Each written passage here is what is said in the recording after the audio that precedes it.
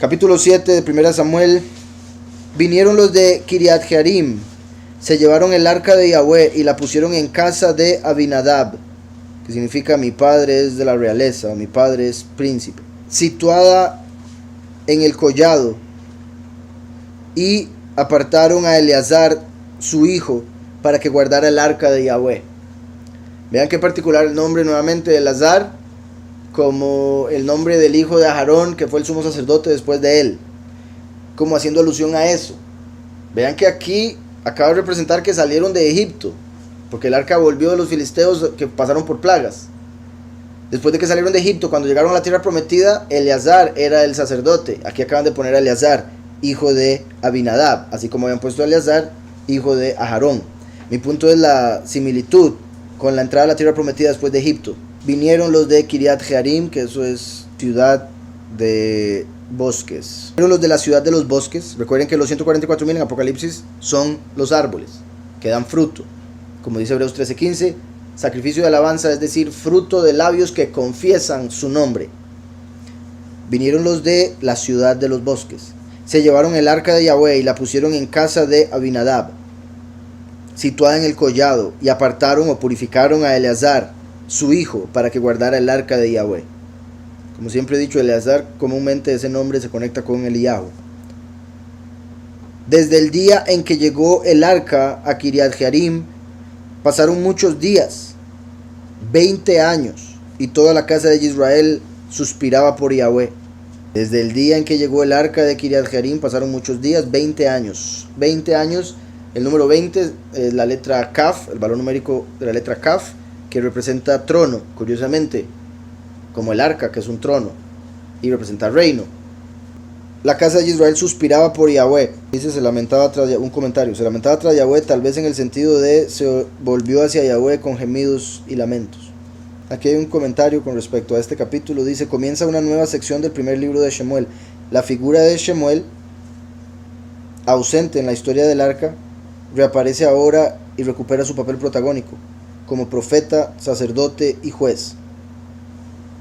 Va a intervenir activamente en esta época de cambios fundamentales para Israel. A estos cambios se refieren los capítulos siguientes, que recogen diversas tradiciones relativas a los orígenes de la monarquía israelí y a la proclamación de Shaul como su primer rey. Entonces, en sí, el punto es que recuerdan que el libro empezó con Shemuel y enfocado en él, pero después se habla de lo que vendría a Elí por su pecado, el pecado de sus hijos principalmente, y por ende se da la guerra que lleva a que se lleven el arca. Se cuenta la historia de lo que sucedió ahí, y el punto es que durante todo ese rato no se ha mencionado a Samuel. Recuerden que Samuel representa a Yahushua, porque Samuel significa su nombre es poderoso, también el que escucha o es escuchado por el poderoso. Entonces Yahushua es el intercesor, escuchado por el poderoso, y su nombre Yahushua es el que nos da la salvación, su nombre es poderoso. Entonces es como que cuando Yahushua se fue, entró la apostasía. Los últimos 2000 años empezaron a adorar a Dagón, se fue la presencia de Yahweh de la tierra. Y llega el fin de los tiempos, cuando sean los últimos 7 años, como esos 7 meses, y el arca vuelve a su lugar. Y por ende ya está por aparecer nuevamente Yahushua, Samuel. Desde el día en que llegó el arca a Kiriat Jearim pasaron muchos días, 20 años, y toda la casa de Israel suspiraba por Yahweh. En ese tiempo, ¿verdad?, Samuel iba creciendo, igual en los capítulos anteriores, pero aquí me refiero a estos 20 años. Habló entonces Shemuel a toda la casa de Israel, diciendo, si de todo vuestro corazón os volvéis a Yahweh, quitad de entre vosotros los Elohim ajenos y a Ashtarot. Entonces vemos que en esos 20 años, a pesar de estar el arca ahí, habían estado adorando falsos Elohim y Ashtarot, Astarte, Semiramis, etcétera, que es a la que hoy en día adoran como María en el catolicismo.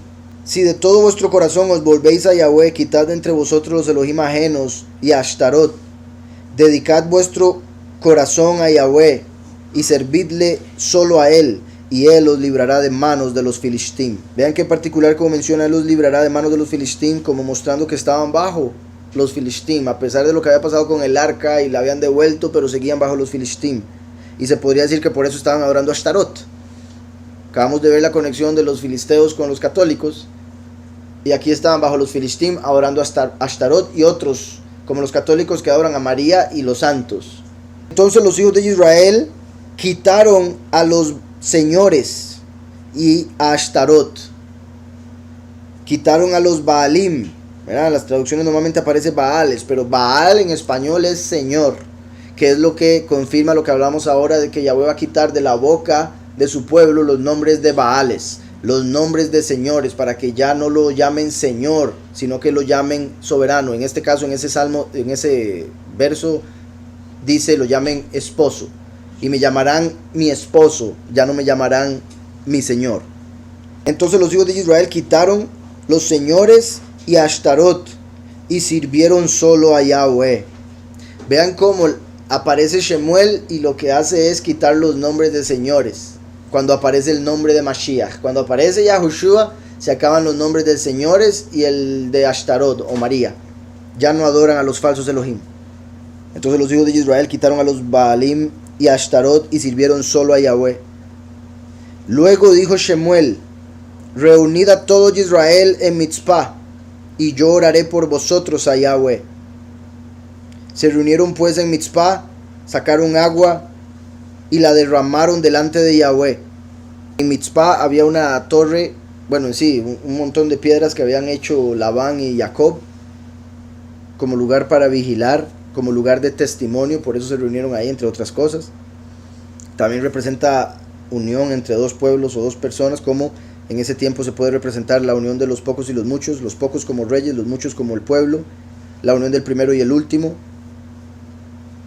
cuando ya el pueblo finalmente está ante el Padre, y por eso Yahushua los bendice y quita los nombres de falsos Elohim de sus bocas. Se reunieron pues en Mitzpah, sacaron agua, una vez más el agua de vida Yahushua, y la derramaron delante de Yahweh. Curiosamente esto se hacía normalmente en Sukkot, sacar agua y derramar la tierra. Eso es una práctica de Sukkot. No estoy diciendo que eso haya sido en Sukkot literalmente, habrá que ver si hay más cosas que indiquen eso, pero mi punto es, recuerden que el éxodo, segundo éxodo, la huida va a ser al final de Sukkot. Entonces como si al final de Sukkot el pueblo es reunido con Mashiach, y por eso Yahushua les bendice, representado aquí por Samuel. Se reunieron pues en Mitzpah. Tras de eso Mitzpah, como dije, como torre de vigilia, o se conectaría con el hecho de que cuando los 144,000 son cosechados, son llevados al firmamento. Recuerdan que van a estar sobre el firmamento cantando la canción del Cordero y de Moshe en Apocalipsis 15. Entonces, derramaron delante de Yahweh, ayunaron aquel día allí y dijeron: contra Yahweh hemos pecado. Y juzgó Shemuel a los hijos de Israel en Mitzpah. Curioso que diga juzgó y ayunaron, porque Yom Kippur, que es cuando matan a los dos testigos, es el día de juicio y es un día de ayuno, y es 5 días antes de Sukkot, por si algo, que lo mencioné ahorita. Entonces matan a los dos testigos, después viene Sukkot, que es la huida, al final de Sukkot cosecha, llevados al firmamento. Y juzgó Shemuel a los hijos de Israel en Mitzpah. Cuando supieron los filistim que los hijos de Israel estaban reunidos en Mitzpah, subieron los príncipes de los filistim contra Israel.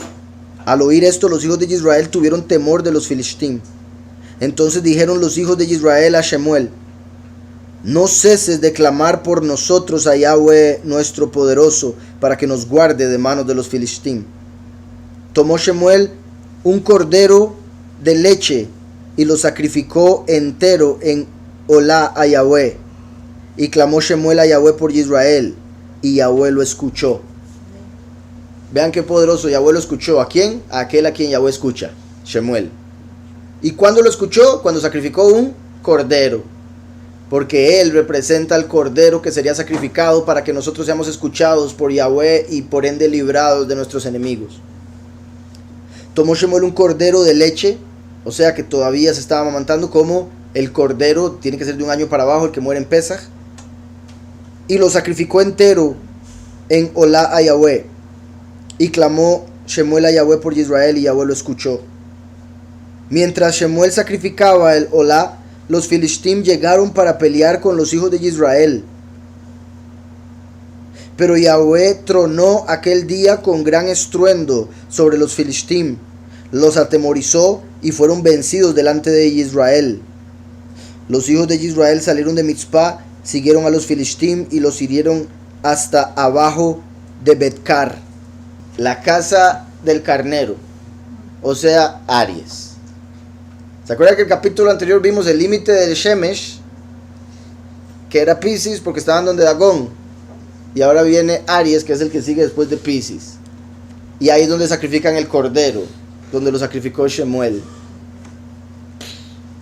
Bendito Yahweh, confirmando el sacrificio de Mashiach en la constelación de Aries, como el cordero que será sacrificado en Pesach para ser escuchados por Yahweh después de Piscis, el último mes del año, representado por cuando el arca estuvo con Dagón, con los Filistim, y Bet Shemesh, el sol pasando de Piscis a Aries para que se hiciera ese sacrificio, y de leche también para confirmar eso. Además de que recuerden que la palabra de Yahweh es la leche espiritual.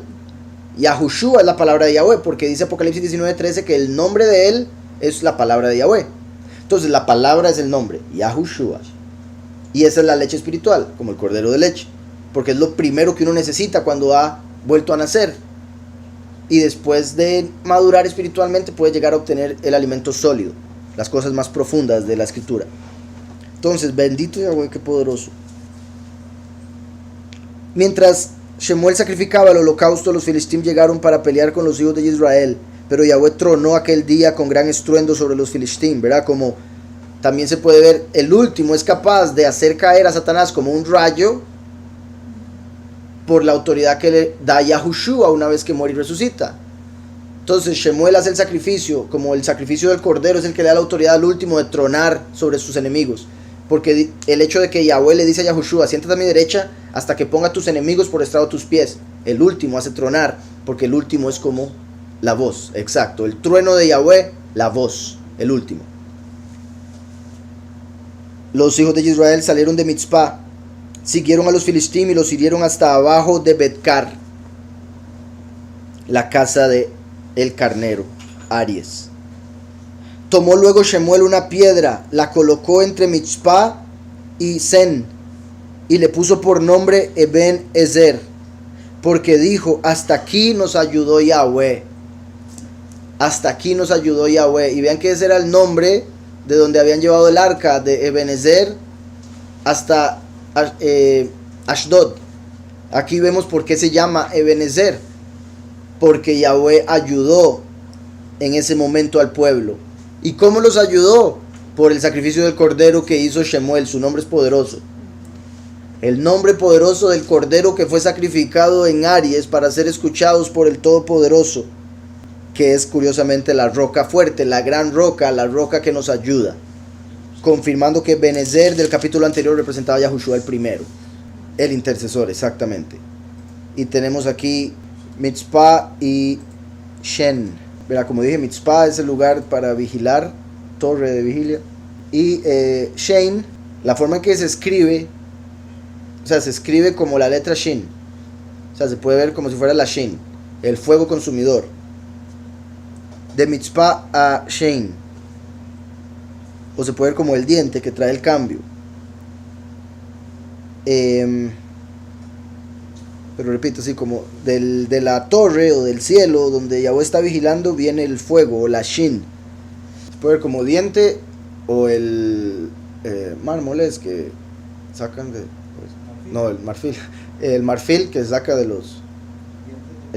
sí, o los colmillos esos. También se puede ver como como el lado, la cara de una roca alta y como tosca, o sea, como un risco. Entonces una torre y el risco, o la torre donde viene el cambio, como un diente. Dice, y le puso por nombre Eben Ezer, porque dijo, hasta aquí nos ayudó Yahweh. Y vean que habían acabado de poner como sumo sacerdote a Eleazar. Azar es de Ezer. Así fueron sometidos los Filistim y no volvieron a entrar más en el territorio de Israel. Y la mano de Yahweh estuvo contra los Filistim todos los días de Shemuel. Eso mostrando cómo Yahweh nos da la autoridad Y ahora que hablábamos de los filisteos como Roma, Yahweh finalmente conquistando el imperio romano y no permitiendo nunca más que Esaú tenga autoridad sobre la doctrina como para cambiarla y volverla a la apostasía. Así fueron sometidos los filistín y no volvieron a entrar más en el territorio de Israel, y la mano de Yahweh estuvo contra los filistín. Por si algo, filistín es también de donde viene la palabra palestino. Entonces podría decir, y fueron sometidos los palestinos y no volvieron a entrar más en el territorio de Israel, como lo están controlando ahorita. Dice, y la mano de Yahweh estuvo contra los filisteos todos los días de Shemuel. Fueron restituidas a los hijos de Israel las ciudades que los filistín habían tomado de los israelíes.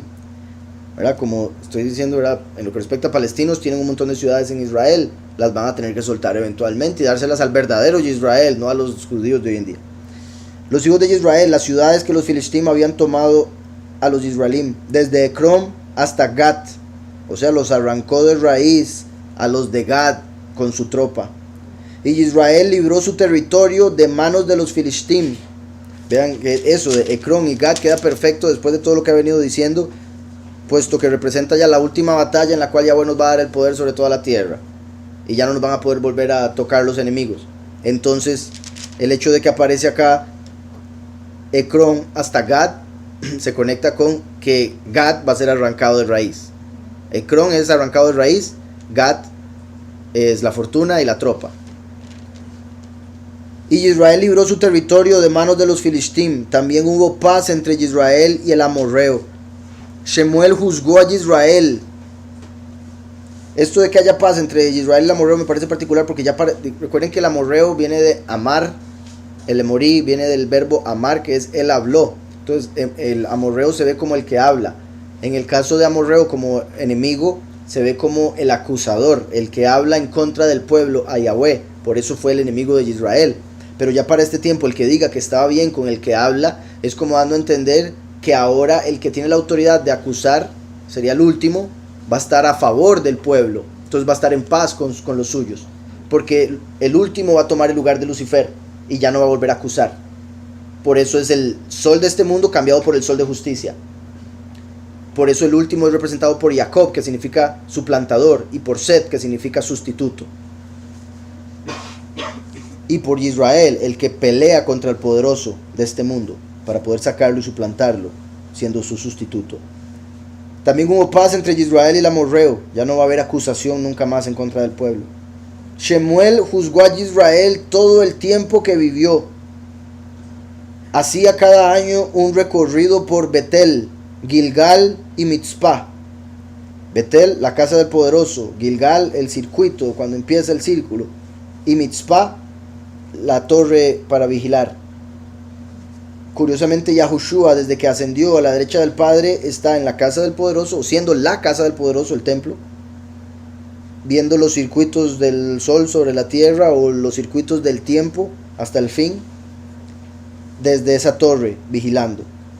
También se puede ver como que ya en esa historia, al final de la historia, cuando venga la eternidad, Mashiach va a permanecer, como dijo David, en el templo, o siendo el templo, durante todas las épocas, Gilgal, vigilando siempre, Mitzpah. Juzgaba a Israel en todos estos lugares. Después volvió a Ramá, porque allí estaba su casa. Allí juzgaba a Israel, y también allí edificó un altar a Yahweh. Ramá es un lugar alto.